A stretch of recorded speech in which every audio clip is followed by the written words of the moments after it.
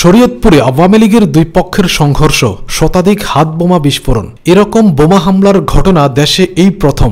দৃশ্য দেখে মনে হচ্ছিল যেন যুদ্ধ চলছে।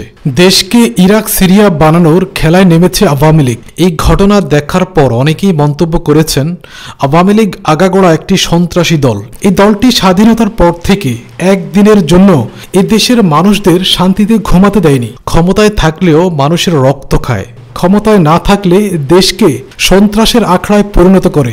এদের অস্তিত্ব বিলীন না করলে দেশে শান্তি আসবে না।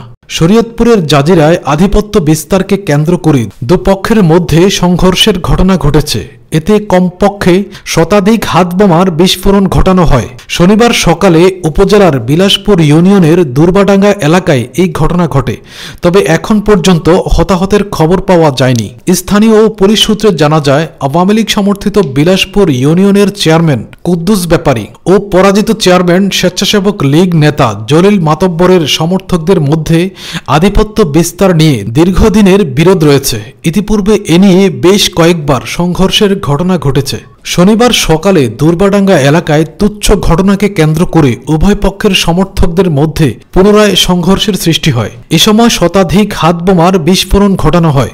পরে পুলিশ খবর পেয়ে ঘটনাস্থলে গিয়ে পরিস্থিতি নিয়ন্ত্রণে আনে। এদিকে দুপক্ষের সংঘর্ষ এবং হাতবোমা বিস্ফোরণের 15 সেকেন্ডের একটি ভিডিও সামাজিক যোগাযোগ মাধ্যম ফেসবুকে ছড়িয়ে পড়েছে, যেখানে দেখা যায় একটি খোলা মাঠে উভয় পক্ষের লোক মুখোমুখি অবস্থান নেয়। সেখানে অনেকের হাতে বালতি ও হেলমেট পরিহিত অবস্থায় দেখা গেছে। বালতি থেকে হাতবোমা নিক্ষেপ করা হচ্ছে, পরে সেগুলো বিকট শব্দে বিস্ফোরিত হয়ে ধোঁয়ার সৃষ্টি করছে। এ ব্যাপারে কথা বলার জন্য কুদ্দুস ব্যাপারী ও জলিল মাতব্বরের মুঠোফোনে একাধিকবার ফোন করা হলেও নম্বর দুটি বন্ধ পাওয়া যায়। জাজিরা থানার ভারপ্রাপ্ত কর্মকর্তা ওসি দুলাল আখন্দ বলেন, আধিপত্য বিস্তারকে কেন্দ্র করে দুপক্ষের মধ্যে সংঘর্ষের ঘটনা ঘটেছে। খবর পেয়ে ঘটনাস্থলে পুলিশ যায়। এখন পরিস্থিতি শান্ত, পুলিশের নিয়ন্ত্রণে রয়েছে। এ বিষয়ে পরবর্তী আইনি পদক্ষেপ নেওয়া হবে।